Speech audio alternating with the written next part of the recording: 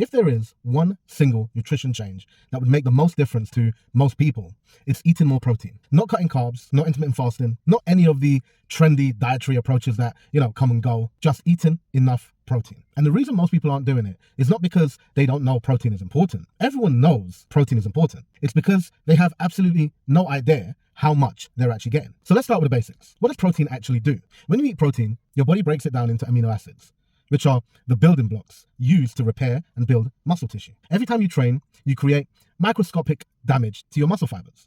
Protein is what your body uses to repair that damage and, over time, build those fibers back slightly bigger and stronger. Now, without enough protein, that repair process is compromised. So you're out there doing the training, you're creating the stimulus, but you're not giving your body the raw materials it actually needs to do anything with it. Now, beyond muscle, protein is also the most satiating macronutrient, meaning it keeps you fuller for longer than carbohydrates or fats at the same calorie level. It also has the highest thermic effect of food, which means your body burns more calories actually digesting protein than it does digesting anything else. Now, for fat loss, higher protein intake also helps to preserve muscle mass whilst you're in a calorie deficit, which matters enormously for how you look and how your metabolism functions as you lose weight. So the big question, how much do you actually need? The current evidence-based recommendation for people who are training regularly and looking to build or maintain muscle sits around 1.6 to 2.2 grams of protein per kilogram of body weight per day. Now, if you prefer to work in pounds, a commonly used rule of thumb is around 0.7 to 1 gram per pound of body weight. My personal recommendation is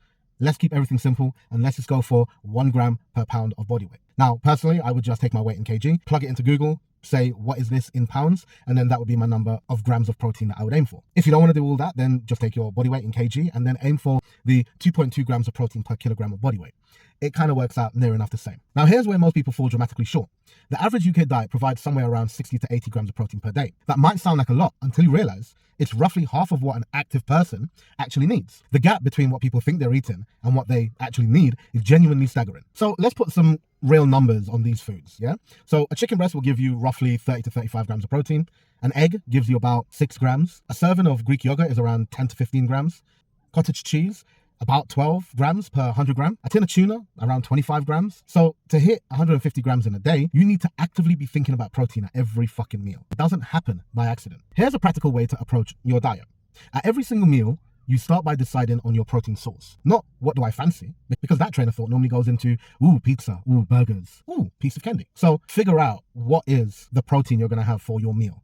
And then surround that with some carbohydrates and some vegetables. Another way that I like to make things incredibly simple is when you're plating your food up, take your plate, half of your plate should be some kind of protein, quarter some kind of veg, and the other quarter some kind of carbohydrate. Now, you can always look into investing in a good quality protein shake if you're struggling to hit that protein target from food alone. Now, I'm suggesting this not because protein shakes are anything magical. No, they are a convenient, low-calorie way to add protein when you need it. I get some of my clients to do 2 shakes a day, depending on how much protein they need. Those shakes can include either 1 or 2 scoops in one shake. And just like that, they're getting 20 to 40 grams of protein in a single shake. In a day, that's either 40 to 80 grams just from a protein shake. And all of a sudden, it doesn't seem too bad when you're trying to make, a decent protein target. The bottom line here is if you're training and you're not really getting results, before you think about changing your program, before you add more sessions, before you look at really any other variable, have a look at your diet. Have a look at your protein specifically. Track it honestly for a week. Actually, weigh your food, log it.